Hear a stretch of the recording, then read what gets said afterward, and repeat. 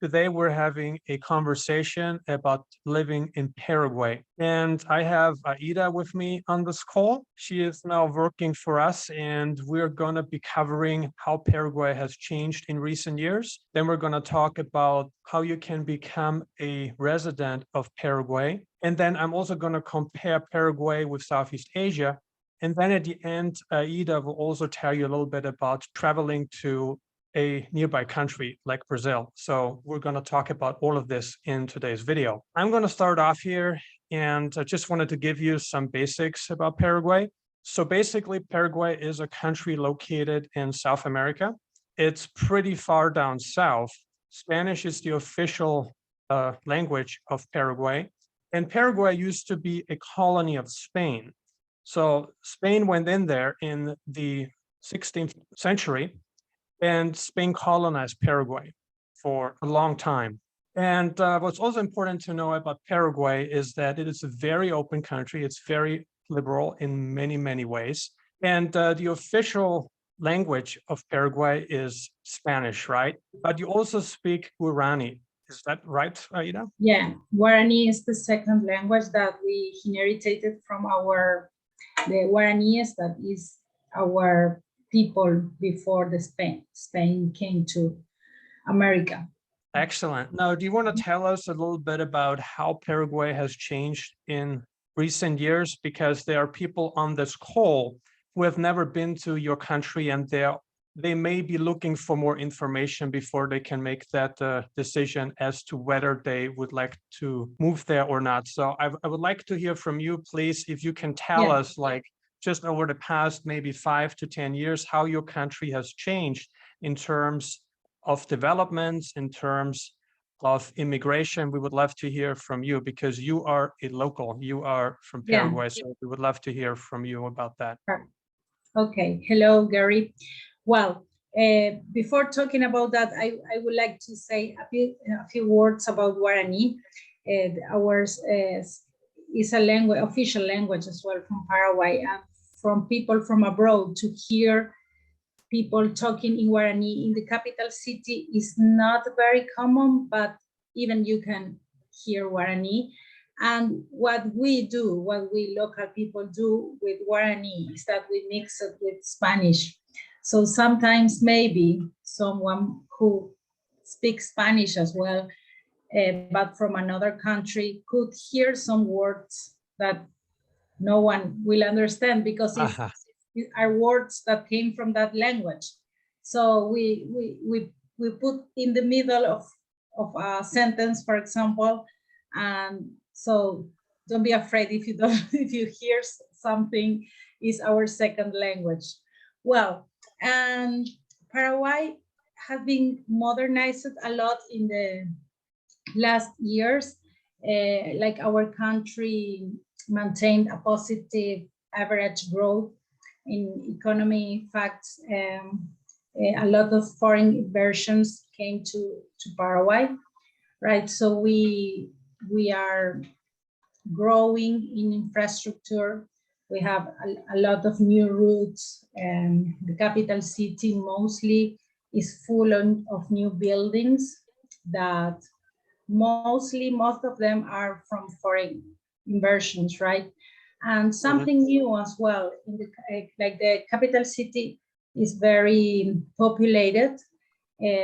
Families start moving to residential complex near the capital city, always, because until now here is where most of the activities are, to work for people who doesn't work online, and education. Most of people here and in Paraguay, our population is very high in families. So mostly people have kids at school, right? And in the capital city is where mostly we find all the schools and even high schools. And in the other cities that are important as well. Well, everywhere there's somewhere to study, but the better education is always in the capital city. The other two cities that are important, that are Ciudad del Este, that is the frontier with Brazil, and Encarnacion, that is the frontier with Argentina. They have important places to study as well, but not as in Asunción. For example, when someone finished high school, they mostly move to the capital city to continue studying at university. Well, and our economy is the most stable in the region. We have very low taxes percentages. Is 10% for personal and corporate. Some key facts for investment in Paraguay: the lower taxes rate in the region, the lower energy costs, low public debt, and youngest population in the region. I think this is not about how Paraguayan change is about, is for people who want to invest here. Absolutely.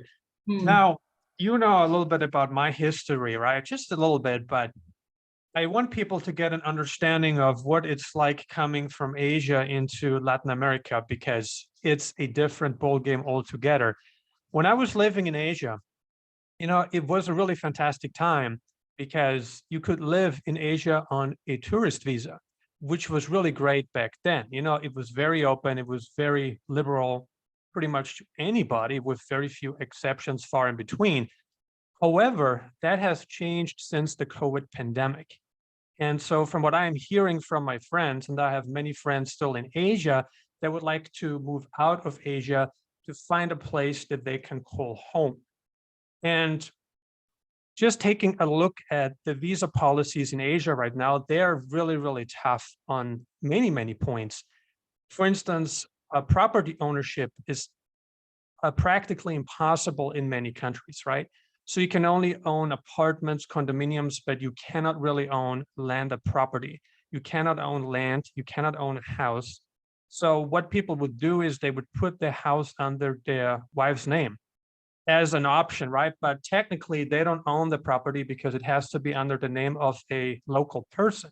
So when I talk to these people, and some of them are very close personal friends of mine, I tell them about that, and they very often say, wow, that's great, because that is impossible to achieve in Asia. So they actually refrain from investing in property there. But that's just a part of the equation, right? There are also other really, really important factors here. If you want to become a citizen, when we're talking about moving to a country for the mid to long term, midterm is like 2 to 5 years. Long term is anything longer than 5 years, in my humble opinion. And the question is, what are the main foundations that you want to build yourself to make that happen, right? And so what happens oftentimes, or all the time actually, is that you have to rely on the government for that. So if the foundation is not laid out by the government, you cannot really have your home in a foreign country. And what's really required is for you to become a resident of a country, right? And so that was not possible during my time in Asia at all. I could not do that, right? So that's why I decided to leave in 2019, because I looked at the options there. First of all, I was looking into starting a business in Vietnam many times. But then when I saw how difficult it was to incorporate a company, like the whole structure was just impossible to me personally. Then there were many restrictions in place that, okay, you cannot invest in certain sectors. You can only invest in these sectors. And if you do, in many cases, you also need to have a local partner. So that took a lot of option off the table for me personally. And then, of course, there is the citizenship part too, which I never found agreement with, because I think that the whole world should work based on reciprocity, meaning if you, right, you're a citizen of Paraguay, if you want to move to Europe, then technically you should be allowed to own land in Europe. You should be allowed to become a citizen in Europe, which you can, right? It's a very open place as well. However, if you were to move to Asia, Aida, you would not be able to do that. And so those were the catalysts for me where I said, you know what, I'm now turning 30 and I'm looking for more stability in life. I'm looking for a long-term plan that is implementable, that is fair and achievable. So that's why I decided to move out of Asia, because it was just not the right fit for where I'm at in life. So if you want to become a permanent resident of Paraguay, then that option has changed in recent days. So it used to be that just a small bank deposit would cut it. But for permanent residency right now, what is required is an investment of $70,000 into a local business. What I have to mention here is that the investment doesn't need to be done immediately, right? It can be spread out over a certain amount of time. So nowadays, people are thinking, well, I want to become a permanent resident of Paraguay, but investing $70,000 in a business is a lot of risk to me personally. And I can understand where those people are coming from. You know, even if you have $1 million, even if you have $600,000, $70,000 is still a lot of money. And especially if you have to invest it in a business. So I think for people to do that, they really need to have a sound plan focused on a business that they can monetize inside Paraguay. So permanent residency is an option. It's very doable if you're a successful entrepreneur, but there is an investment amount in place. That's the minimum amount, guys, $70,000.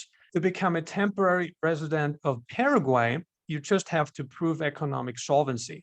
And you can do that in different ways. For instance, you can do that by showing a bank statement. If you have a decent bank balance, if you had that for a certain number of months, or even better, years, ideally years, because the longer the better.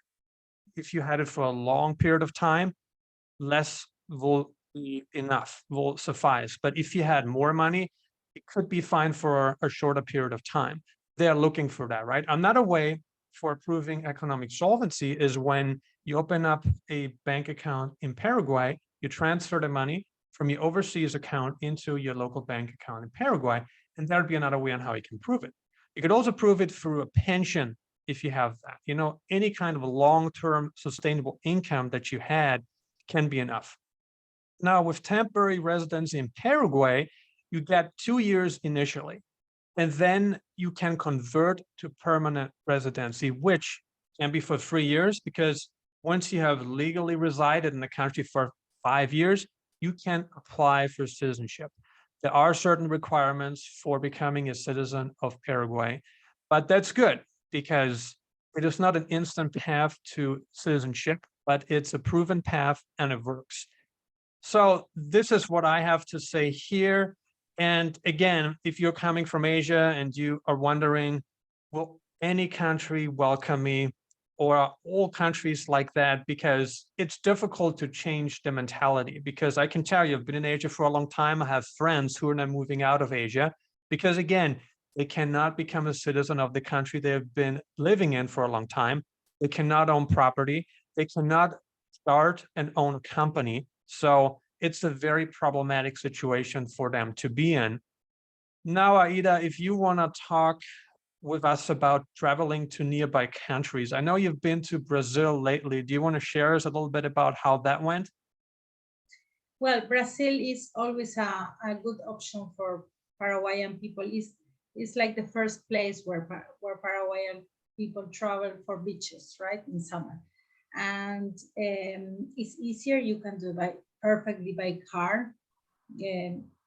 Maybe most of people done that because when you arrive, you don't need to hire a car. So it's better. It's not cheap because petrol is quite high in the region at the moment, but we have several from here. Well, the most important places where people goes are Florianopolis. Rio de Janeiro is a bit far, so it's not a place only to go by car. A lot of people go by plane as well. And then we have the Nordeste, that is in the north, and but it's not a very common destiny. So where I've been this month is there's a place called Florianopolis. Florianopolis is the capital city, and they have a nice isle next to it that is full of very, very nice beaches. The weather is not that stable. You have to be prepared to a lot of rain. It's not too hot. It's not too hot, but in some beaches the They are amazing, honestly. For us, that we don't have any beaches to be in the sea, it's a very good experience. We can't do it. Like we have no sea, so it's a place to go. Like routes are secure. In this last travel, we didn't stay to sleep. We did all in one, 20 hours. We only stayed to have a bit of rest and to eat something, to grab something to eat. And you don't need to stay even from Asunción, that is our capital city, to Florianopolis with a lot of traffic. That is something very important as well. Traffic is very, in Brazil, mostly there, traffic is very, very high. And it's between 20 to 22 hours. Something that is not very nice is the time that you have to be in customs, doing customs papership. That is something that is not nice to do, because they only have 2 or 3 people attending, a lot of people traveling. So, and then it's always important to have a bit of cash to pay tools, for example. They can be paid by card as well, but it's better if you take with you some cash. The coin from Brazil is the real, in Spanish is called. And well, always to be prepared, because when in this time of the year, in summer, they receive a lot of people from everywhere, mostly from Paraguay and Argentina. And there's always some like small diseases that take the area, but it's nothing very so bad not to go. And yeah, it's not far from here. The money to be used is not so low, but it's fine, and it's a very good place to go. Rio de Janeiro. Sorry, I will finish with Florianopolis and talk about Rio de Janeiro. For me, is amazing, and everyone, I think that thinks the same, and that's why people call it in Spanish is Ciudad Maravillosa. In Portuguese is Cidade Maravilhosa. It's an amazing city with a lot of things to see, landscapes. They have the priced in a very high place that is very famous. And I will tell these names in Spanish: El Pan de Azúcar with a telespheric, and beaches are amazing. Yes. Rio de Janeiro is a place to know if you are in South America. Amazing. It's a bit dangerous in some areas. For example, Copacabana, that is one very famous place and is in front of the beach. It's a bit dangerous. So it's always important not to go to the street with jewelry or expensive stuff, because it's a bit dangerous. Well, it's great. Rio de Janeiro is great. The Nordeste, that is the area that is in the Amazonas. I never been there, but I know that they have amazing places as well. Brazil is a very rich country. They must receive a lot of income by tourism, and they have a lot of factories. We import a lot of products from Brazil, food, indumentary, and Brazil is huge. Is huge. That's what I could say about my experience about traveling to Brazil. You will come to Paraguay with high energy, and well, to my country in this case, yeah, and a very good suntan. Yeah. Excellent. This concludes now all the talking points that we wanted to cover today. So I hope you guys get some good value out of this. And if you have any questions about moving to Paraguay, please feel free to leave a comment below. And thank you, Aida, for your time. I look forward to talking to you again very soon. Okay. Thank you, Gerry. See you. Thank See you you. soon. Consider subscribing if you haven't already. I'm uploading new videos on digital nomad locations, travel updates, and investment advice several times a week right now. And if you got some more time left, check out these videos. Thank you for watching.